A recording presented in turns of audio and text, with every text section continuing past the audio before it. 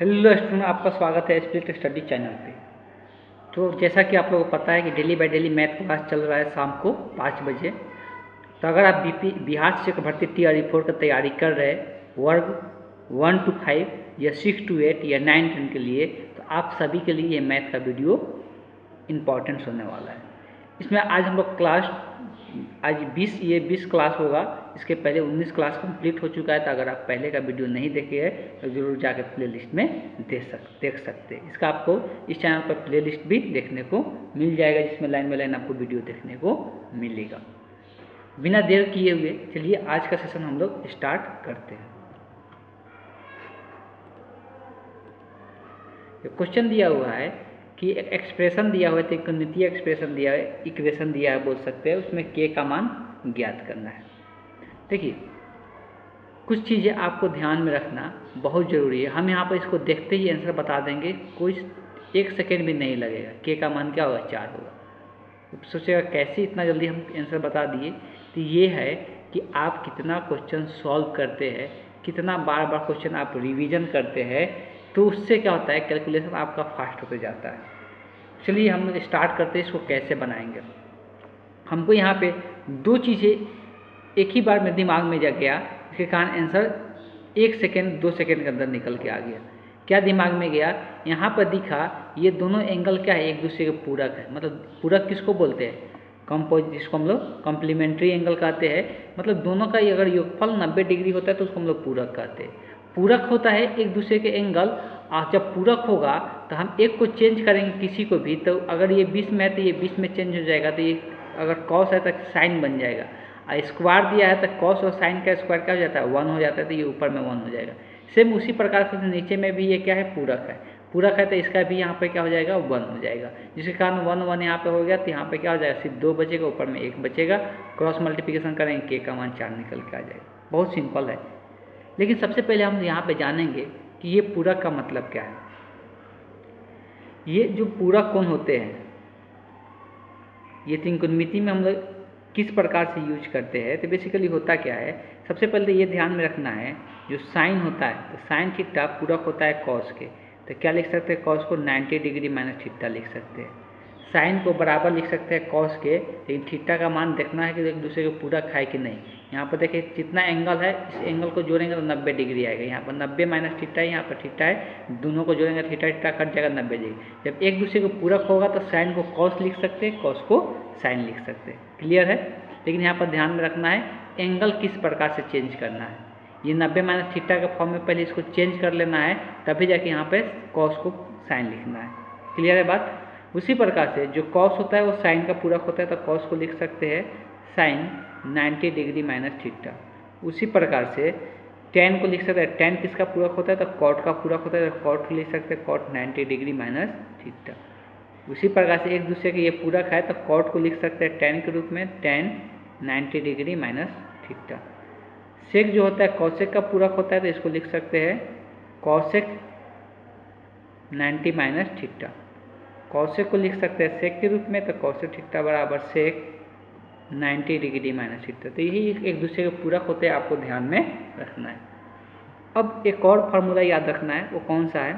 तो एक और फार्मूला याद रखना है जो पाइथागोरस थ्योरम से आता है कि sine square theta plus cos square theta जो होता है कितने होते हैं? 1 होते हैं। बस इसमें भी 3 प्रकार का देखने को मिलता है। एक होता है sec square theta minus tan square theta बराबर 1 होता है।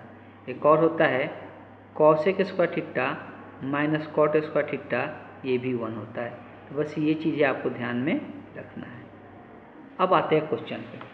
सबसे पहले हम पूरक में तभी चेंज कर पाएंगे जब 90 माइनस थीटा के रूप में लिख पाएंगे तब। तो देखो, जब एक दूसरे पूरक हो रहे तो किसी एक को चेंज करेंगे, जरूरी नहीं है दोनों का चेंज करना। पहले बोल रहे किसी एक को, हम इसमें कॉस को चेंज कर देते हैं और इसमें ये वाला साइन को चेंज करते हैं। जैसा इच्छा है वैसा कर सकते हैं। तो देखो यहाँ पे क्या लिख सकते हैं, तो कॉस को पहले चेंज करना है तो पहले इसको 20 को लिखना पड़ेगा 90 माइनस थीटा के रूप में।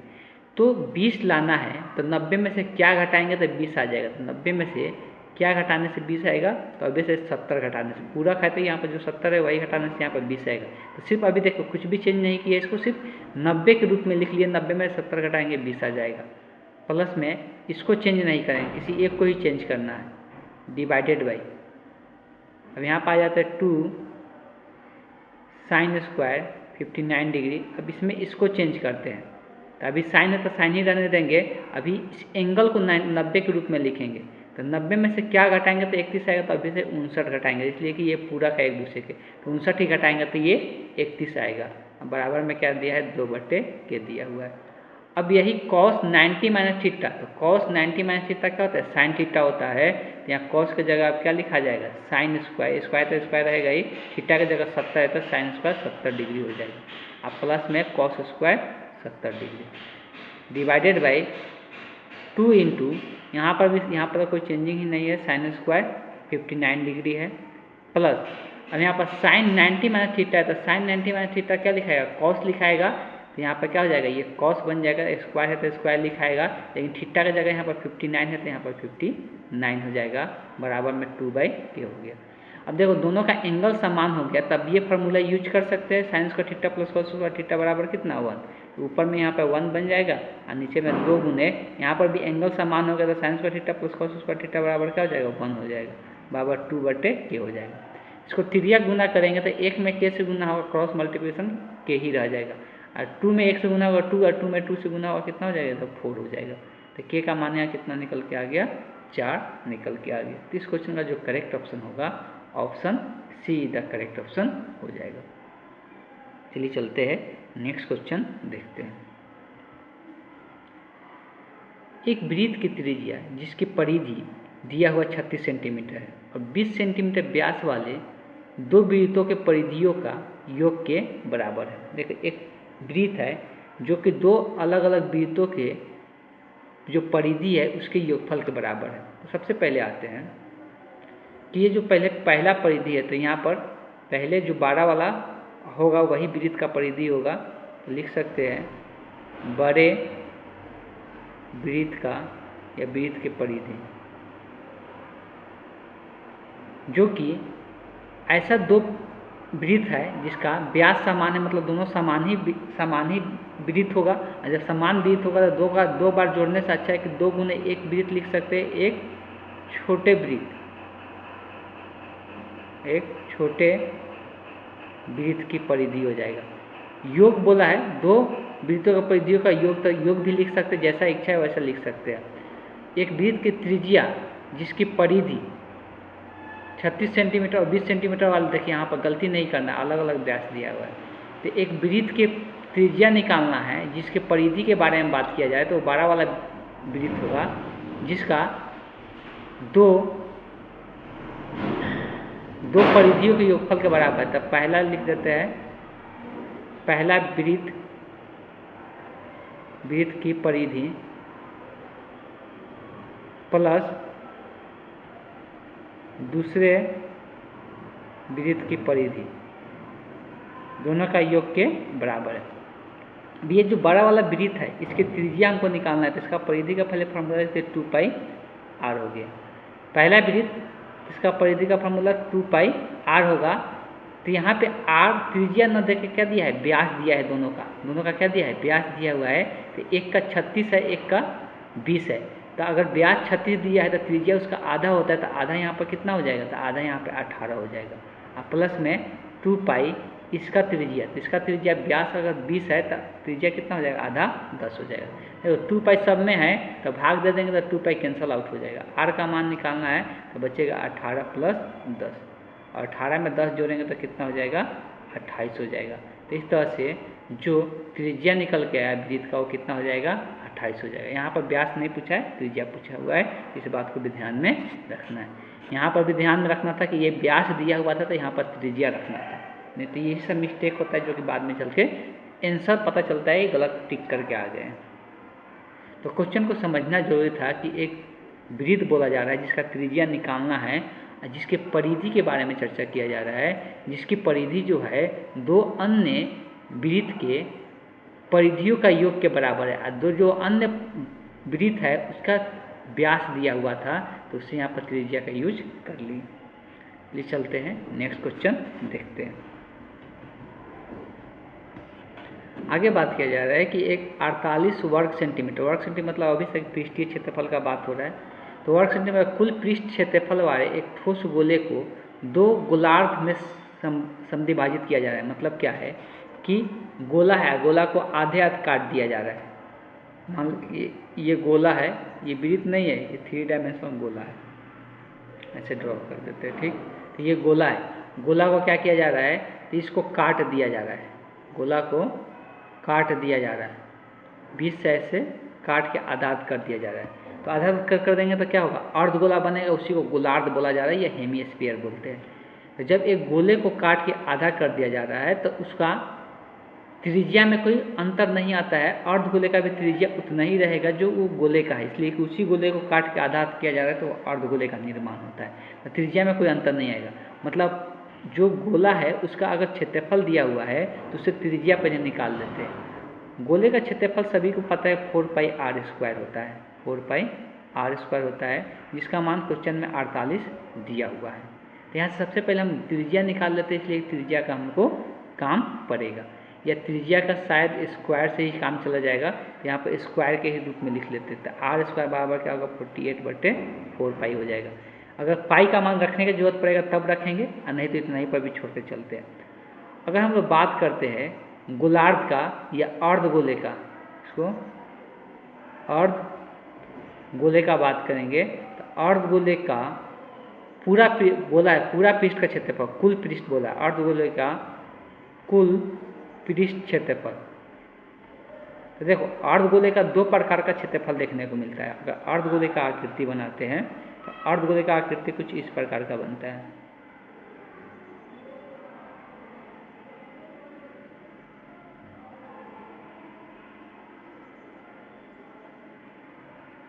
ये नीचे वाला सतह बेतकार दिखता है, ये अर्धगोले का आकृति होता है। तो ये एक वक्र इसका पृष्ठ क्षेत्रफल होता है और ये एक समतल आधार का क्षेत्रफल होता है, और तीनों को मिला के जो अर्धगोले का क्षेत्रफल होता है 3πr² होता है। क्या होता है, 3πr² होता है। इस बात को ध्यान में रखना है। अगर सिर्फ बोलेगा वक्र पृष्ठ का क्षेत्रफल तो वो 2πr² होता है, और पूरा बोलेगा तो 3πr² होता है। अब यहाँ पर मान रख देना है त्रिज्या के स्क्वायर का ही मान चाहिए, तो यहाँ स्क्वायर का मान रख देंगे 48/4π। पाई से पाई कट जाएगा, 4 से 48 कटेगा, 12 चौक 48, और 12 में 3 से गुना हो जाएगा, 12 36 सेंटीमीटर स्क्वायर हो जाएगा। अर्थ क्लियर है। तो जो अर्धगोला बन रहा है तो कोई एक ही अर्धगोले का बोला है ना, किसी एक गोलार्ध का कुल पृष्ठीय क्षेत्रफल पूछा है, तो एक गोलार्ध का कुल पृष्ठीय क्षेत्रफल में कोई अंतर नहीं आएगा। यहाँ पर एक ही गोलार्ध का बोला है, दोनों का नहीं बोला है, दोनों का बोलता है इसका दुगना हो जाता। इस क्वेश्चन का जो करेक्ट ऑप्शन होगा option be the correct option हो जाएगा। ये चलते हैं नेक्स्ट क्वेश्चन देखते हैं। बोला एक ठोस बना हुआ है, किस प्रकार का बना हुआ है, तो एक वृत्ताकार बेलन होता है जिसके ऊपर एक लंबवृत्तीय शंकु रखा हुआ है। अगर पूरा आकृति का बात करते हैं, किस प्रकार का आकृति है, पहले एक बेलन है,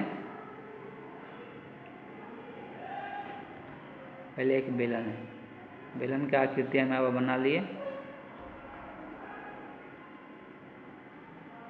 इस बेलन के ऊपर एक शंकु बना हुआ है,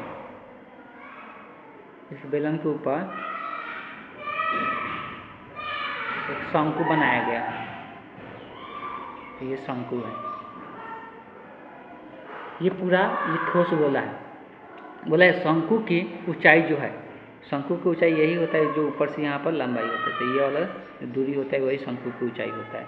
देखो शंकु का ऊंचाई या बेलन का, जो बेलन और शंकु का जो त्रिज्या होगा वो समान होगा दोनों का। मतलब ये ठोस का कुल आयतन, जो ठोस ये पूरा है उसका कुल आयतन जो है वो 3 गुना है किससे, शंकु के आयतन से। तो ठोस के कुल आयतन जो होगा वो 3 गुना होगा शंकु के आयतन से। तो वृत्ताकार बेलन की ऊंचाई बोला है, तो वृत्ताकार जो बेलन है, बेलन कौन हो, ये है, इसका ऊंचाई को मान लेते हैं कैपिटल H है।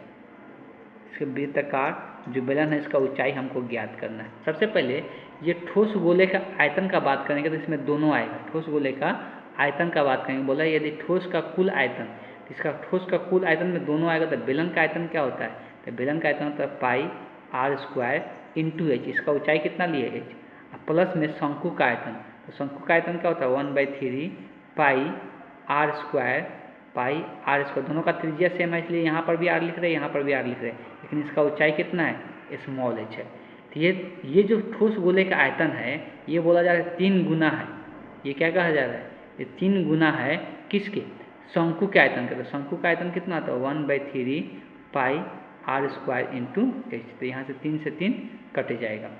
देखो सब में दिख रहा है pi r square, pi r square, pi r square, तो अगर पूरा में पाई आर स्क्वायर से भाग कर देते हैं तो यहाँ से पाई आर स्क्वायर हट जाएगा, तो एच प्लस यहाँ पर क्या बचेगा स्मॉल एच बाई 3 बचेगा, और यहाँ पे सिर्फ एच बचेगा। हमको कैपिटल एच निकालना है, वृत्ताकार बेलन का ऊंचाई निकालना है, तो ये वाला टर्म को इधर लेके आएंगे तो ये h/3 हो जाएगा, और नीचे में 1 रख के इसका भिन्न का घटाव बना लेते हैं, तो एलसीएम इसका 3 आएगा, कितना बार में जाएगा 3 बार में, तो यहाँ पर 3h हो जाएगा, माइनस में h होगा, तो ये कितना बच जाएगा 2h/3 हो जाएगा।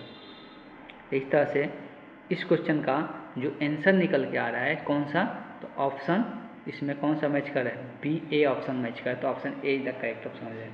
सबसे पहले ध्यान में रखना है ये नीचे वाला बेलन की आकृति है, और बेलन का यहाँ पर अलग से भी लिख देते हैं, बेलन का आयतन का फॉर्मूला क्या होता है, तो बेलन का आयतन या वॉल्यूम बोलेंगे तो क्या होता है pi r square into H होता है। और शंकु का बात करते हैं कोण का, तो शंकु का जो आयतन होता है, कोण का जो वॉल्यूम होता है वो कितना होता है, तो 1/3 pi r square into H होता है। तो ये फार्मूला ध्यान में आपको रखना है, बाकी इसमें कुछ खास नहीं था। इस क्वेश्चन का जो करेक्ट ऑप्शन हुआ option A the correct option हो गया। चलिए चलते हैं नेक्स्ट क्वेश्चन देखते हैं।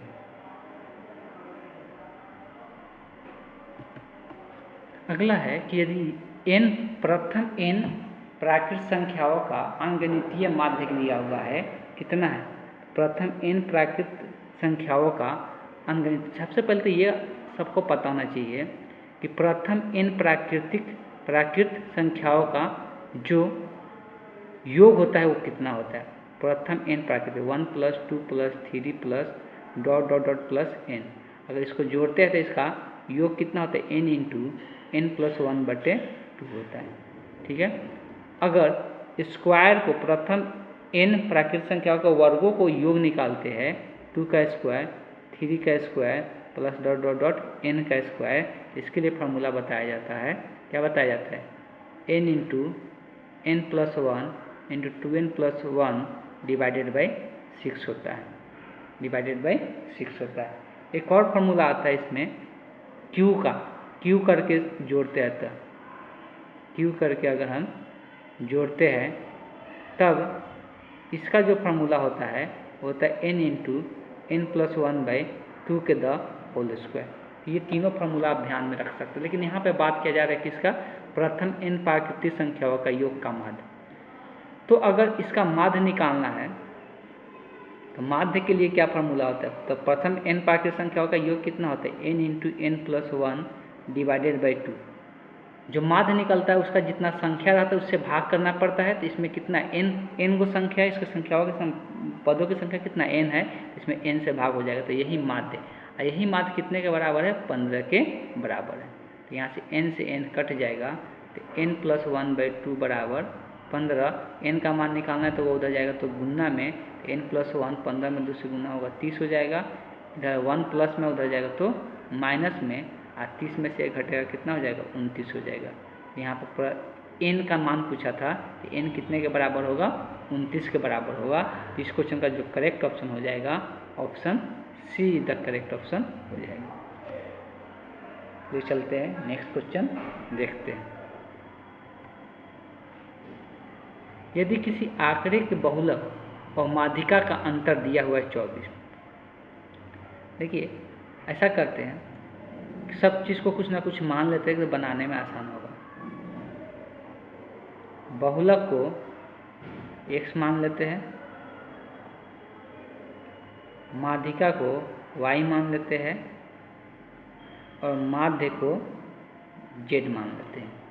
अब बोला क्या गया है क्वेश्चन में, बोला ये गया है कि बहुलक और माध्यिका का अंतर, तो बहुलक को x माने हैं और माध्यिका को y माने, तो x माइनस वाई बराबर कितना दिया है, 24 दिया हुआ है। अब बोला है तो माध्यिका और माध्य का अंतर बताना है, तो हमको माध्यिका और माध्य का अंतर मतलब y माइनस जेड का मान बताना है कि y माइनस जेड क्या होगा। एक रिलेशन जानते हैं, क्या जानते हैं, बहुलक बराबर, फॉर्मूला जानते हैं, चलिए यहाँ पर लिख देते हैं साइड में, यहाँ पे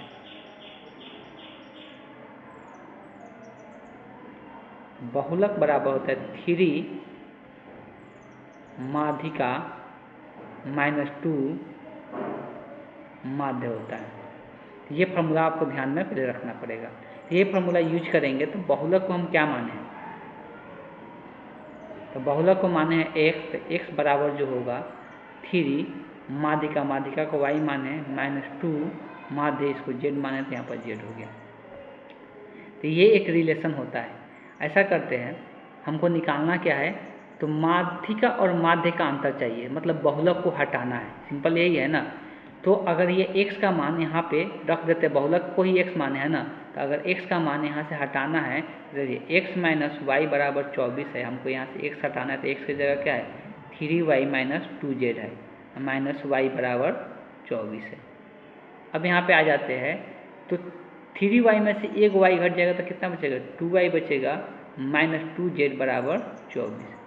सब में आगे में यहाँ पर 2 2 दिख रहा है, ये भी 2 से कट जाएगा, तो 2 से भाग कर देंगे तो 2 हट जाएगा, और 24 को 2 से भाग करेंगे तो 12।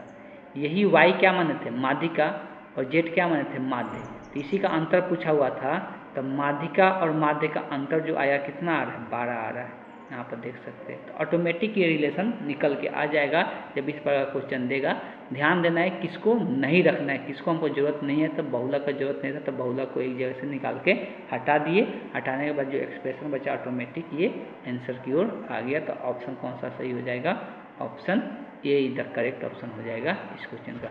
इसमें फंडा ये था कि ये रिलेशन आपको पहले पता होना चाहिए, अगर ये रिलेशन पता नहीं होगा तो ये क्वेश्चन नहीं बनेगा। तो ये रिलेशन आप याद कर लीजिए कि बहुलक जो होता है 3 माध्यिका माइनस 2 माध्य के बराबर होता है। तो चलते हैं नेक्स्ट क्वेश्चन देखते हैं। यदि चर का असंतत मान दिया हुआ है तो बोला है कि इसमें इस आंकड़ों का माध्यिका बताना है। जब कोई भी मान देता है और उसका माध्यिका बताना रहता है तो उसके जो बीच वाला, उसको आरोही बढ़ते क्रम में या घटते क्रम में पहले सजा लेना है, और जो बीच में आता है वह उसका क्या हो जाता है, माध्यिका हो जाता है। सिंपल एक लॉजिक देते हैं कि अगर कोई एग्जाम्पल यहाँ पर लेकर समझाते हैं। अगर मान लो कोई दिया हो 4 3 7 2 5, अब बोला गया कि इसका माध्यिका बताओ। तो सबसे पहले इसको आरोही बढ़ते क्रम में सजा लेंगे, 2 3 4 5 7। अब देखो इसके बीच में कौन आएगा, इधर से 2 इधर से 2, इसके बीच में यही आएगा, तो यही इसका क्या हो जाएगा, माध्यिका हो जाएगा। बात क्लियर है। लेकिन जब ये विषम संख्या है तो बीच में एक ही आ रहा है, लेकिन जब सम संख्या रहेगा तो बीच में 2 आएगा। जैसे कि मान ले, थोड़ा सा एग्जाम्पल में वृद्धि कर देते हैं, 4 1 5 3 8 6, ठीक है। अब इसको पहले आरोही क्रम में सजाएंगे तो 1 3 4 5 6 और 8। तो इसके बीच में देखेंगे तो इधर से 2 2 लेंगे तो इसके बीच में 2 आ जाता है, और जब बीच में 2 आता है तो दोनों का योग कर देते हैं, 2 से भाग कर देते हैं। दोनों का योग करके 2 से भाग करेंगे तो यही हम लोग का क्या हो जाता है, माध्यिका हो जाता है। बात क्लियर है। दोनों को जोड़ के 2 से क्या कर देना है, भाग कर देना है, तो वही उसका माध्यिका हो जाता है। अब यहाँ पर दिक्कत ही ये है कि यहाँ पर x दे दिया है, और जब x दे दिया है तो हम कैसे जानेंगे कौन छोटा है कौन बड़ा है। इसलिए कि उसको बढ़ते क्रम में तो सजाना है ना। अब बढ़ते क्रम में सजाना है तो हम x का मान तो दिया नहीं है, तो फिर कैसे जानेंगे कौन छोटा है कौन बड़ा है। तो यहाँ पर एक कंडीशन दिया है, x का मान 0 से 12 होना चाहिए। तो ऑटोमेटिक आप सोच सकते हैं x का मान 0 से 12 कुछ भी लेकर सॉल्व कर सकते हैं, लेकिन हम यहाँ पर एक चीज़ इंडिकेट करना चाहेंगे, वही मान ले जिससे ये पूरा मान सबके सब पॉजिटिव हो जाए। देखिए यहाँ पर 5/2 है मतलब 2.5 है, यहाँ पर 7/2 है मतलब 3.5 है, मतलब अधिकतम इधर देखेंगे तो 3 3.5 है। तो अगर x का मान 4 ले लेते हैं तो सबके सब पॉजिटिव मिलेगा। तो x का मान 4 लेंगे तो ये 4 गुना के कितना हो जाएगा, 8 हो जाएगा।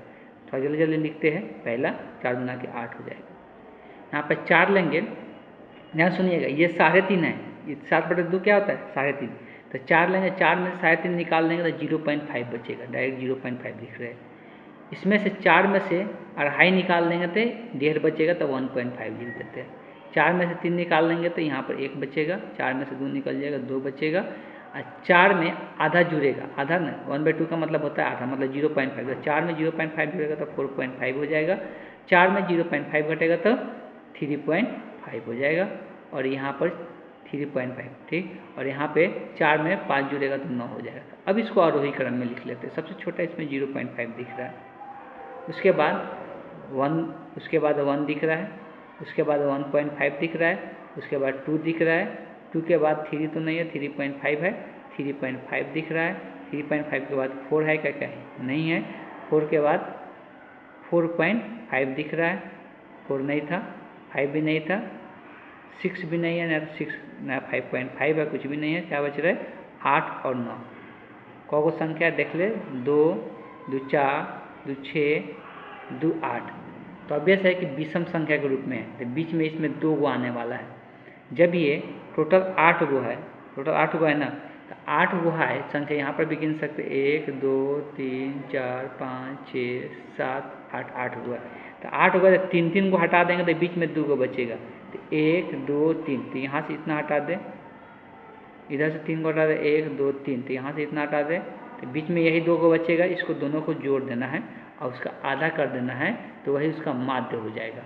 अब देखो बीच में हम किसको 2 को जोड़ने जा रहे हैं, ध्यान देना, एक 2 को, एक 3.5 को, 2 किससे आया था, x का मान क्या रखा था, 2 आया था, इसको यहाँ x का मान 4 रखा था, इससे 2 आया था, और किससे आया, तो बीच में कौन आया 3.5, 3.5 कहाँ पे आया था, यहाँ पे आया था, 3.5 किससे आया था, इसमें 4 रखे थे, तो मतलब यही 2 बीच में आ रहा है, तो यही दोनों को जोड़कर 2 से भाग करना है। तो यहाँ पर मान तो रख लिए, लेकिन ध्यान रखना है किसका, अब यहाँ पर 2 किससे आया था और 3.5 किससे आया था, तो वही दोनों को जोड़ के 2 से भाग करना है। तो ये दोनों को यहाँ पर क्या कर देना है, जोड़ देना है, अब बट्टे में क्या कर देना है, 2 कर देना है, तो x जुड़ के 2x हो जाएगा, -2 और -1/3 जोड़ेंगे तो कितना हो जाएगा, यहाँ पर आपको सोचना है -2 और -1/2 जोड़ेंगे तो यहाँ पर 2 दूना के 4 हो जाएगा, आप जोड़ लीजिएगा, 2 दूना के 4, माइनस में 4, एक 5/2 हो जाएगा, कितना हो जाएगा 5/2, और डिवाइडेड बाई कितना है 2 है, तो 2 से जब भाग करेंगे, अलग अलग करेंगे, तो यहाँ पर 2 से कट जाएगा, x बचेगा, इसमें 2 से भाग करेंगे तो पहले से नीचे 2 है, तो 2 दूना कितना हो जाएगा 4 हो जाएगा, तो x माइनस 5/, कितना हो गया 4 हो गया। तो कौन सा ऑप्शन में आपको दिख रहा है, तो ऑप्शन सी में दिख रहा है। इस क्वेश्चन का जो करेक्ट ऑप्शन होगा, option see the correct option हो जाएगा। चलिए चलते हैं, नेक्स्ट क्वेश्चन देखते हैं। एक दिया हुआ है कि यदि राधा के अल्प अवधि जामा के अंतर्गत 800 रुपये 73 दिन के लिए 7.1/2% प्रति वर्ष ब्याज की दर से बैंक में जमा की तो ब्याज उसको कितना मिलेगा। देखिए जब भी ब्याज में न लिखे कि सिंपल है कि कंपाउंड है, तो हमेशा सिंपल लेके चलना है। और सिंपल में आई का फॉर्मूला सभी को पता है कि आई बराबर क्या होता है, PRT होता है, PRT। जो अमाउंट जमा किए थे, इसको अमाउंट जमा कितना किए 800 रुपये, आर मतलब दर कितना है 15.1/2 मतलब 7.1/2 मतलब 15/2%। तो 15/2% का मतलब क्या होता है 100, तो नीचे में क्या आएगा 100 आएगा, गुने। अब यहाँ पर समय, तो समय 73 दिन, लेकिन किस में, ईयर में होना चाहिए, वर्ष में होना चाहिए, लेकिन ये दिन में दिया हुआ है। और दिन को वर्ष में बदलने के लिए 365 से क्या करना पड़ता है, भाग करना पड़ता है। बहुत सिंपल है, 2 जीरो से यहाँ पर 2 जीरो उड़ गया, 2 से 8 4 मरतबे उड़ जाएगा। और कोई उड़ रहा है क्या, जो उड़ रहा है उड़ाते जाओ। ये अगर काटेंगे तो 5 से 3 मरते, 5 से काटेंगे 7 बचे 35, 5 5 15, 73 मरतबे कट जाएगा, 73 से 73 कट गया, तो 4 में 3 से गुना हो जाएगा, कितना हो जाएगा 4 12 हो जाएगा।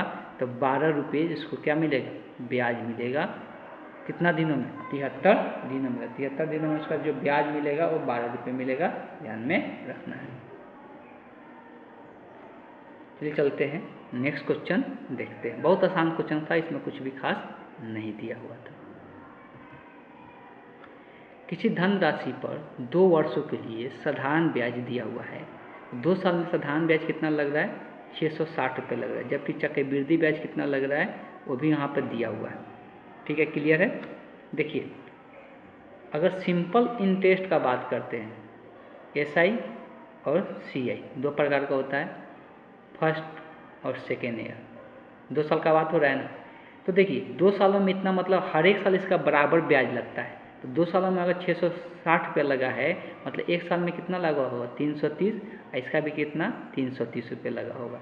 और कंपाउंड इंटरेस्ट में पहला साल जितना सिंपल इंटरेस्ट होता है उतना ही कंपाउंड इंटरेस्ट होता है। तो इसको भी 330 ही लगा होगा। लेकिन दूसरा साल क्या हो जाता है, दूसरा साल ये तो लगेगा ही 330 तो लगेगा ही, साथ साथ जो पहला वर्ष में जो पैसा ये आया है इस पर भी ब्याज लगता है। जो पहला साल में जो पैसा आता है इस पर भी ब्याज लगता है। और वही जो पहला साल में ब्याज लगेगा वो मिला के कितना रुपये टोटल, ये टोटल मिला के इतना होना चाहिए। तो 330 प्लस 330 660 और कितना जोड़ेंगे तो 696 हो जाएगा।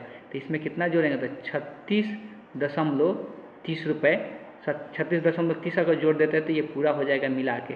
ये 2 साल का हो गया, ये 2 साल का। तो ये जो एक्स्ट्रा जो आता है ये कहाँ से आता है, तो जो ब्याज बनता है ना, पहला साल जो ब्याज बनता है, ये पहला साल जो ब्याज बना है ना, इस पर फिर से परसेंटेज दर लगता है। इस पर क्या होता है, दर लगता है, और वही दर यहाँ मिला के ये बनता है। मतलब इस पर क्या लगना है, तो इस पर प्रतिशत दर निकालना है। तो यही 8% जो दर लगेगा वही अमाउंट कितना रुपये बन रहा है 36.30।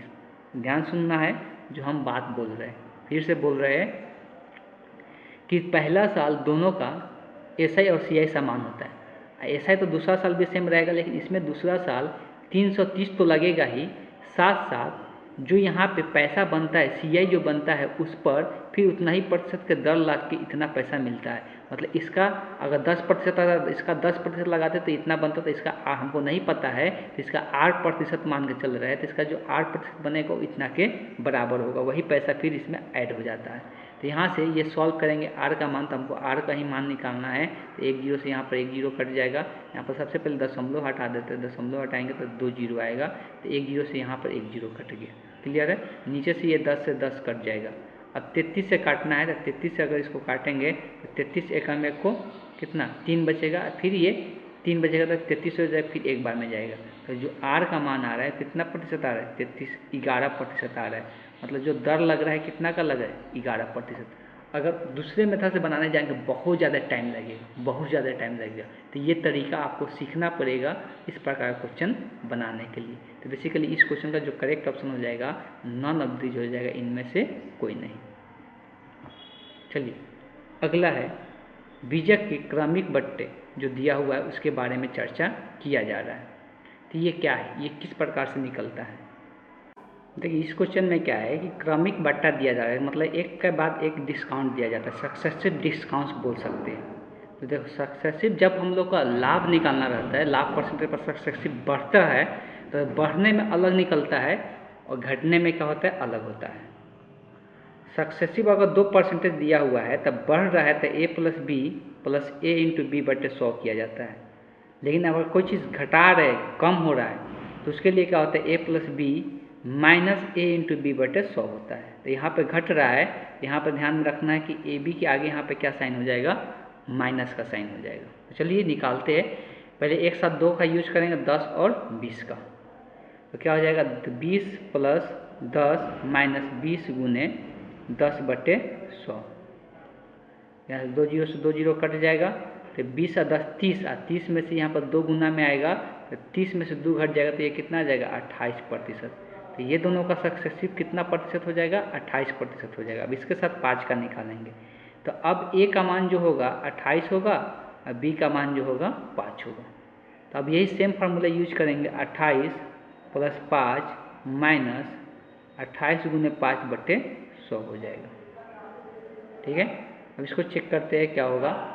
तो अब यहाँ 28 में 5 जुड़ेगा कितना हो जाएगा 33 माइनस, अगर गुना करेंगे 4 × 5 = 8 × 40 के 0 हाथ में 4, 15 10 और 4 14 हो जाएगा। बट्टे में कितना 100, 1 जीरो से 1 जीरो कट जाएगा।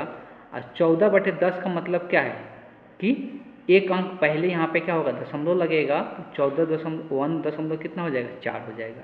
और 33 में से जब 1 को घटाएंगे तो अब से 1 1.4 घटाना है। कितना बचेगा, आप खुद घटा के लिख सकते हैं। तो ये 31 पॉइंट कितना हो जाएगा, 6 हो जाएगा। घटाएंगे तो इतना प्रतिशत बट्टा हम लोग को देखने को मिलेगा। जब 3 सक्सेसिव बट्टा दिया हुआ है तो ओवर और एग्जैक्ट एक साथ कितना बट्टा देंगे तो उसके बराबर होगा। तो 31.6% के बराबर ये इसका बट्टा होगा। बात समझ में आया? तो इस तरह से इस क्वेश्चन का जो करेक्ट ऑप्शन होगा, option A is the correct option हो जाएगा। तो किसी प्रकार का क्वेश्चन में किसी प्रकार का डाउट रह गया होगा तो आप जरूर हमें कमेंट बॉक्स में पूछिए, या मेरे व्हाट्सएप नंबर पे आप पूछ सकते हैं। उस टाइप का अगर प्रॉब्लम होगा तो और ज़्यादा हम उसको डिटेल में दूसरे वीडियो में डिटेल में उसको समझा देंगे। तो इस तरह से कोई भी दिक्कत नहीं, नंबर आपको याद ही होगा 9693063536। इसी नंबर पे आपको कांटेक्ट करना है किसी प्रकार के प्रॉब्लम के लिए। हाँ, ट्राई करना है व्हाट्सएप करने के लिए, कॉल रिसीव नहीं हो पाएगा इस नंबर पे। चलिए, तो आज के सेशन को हम यहीं पे एंड करते हैं।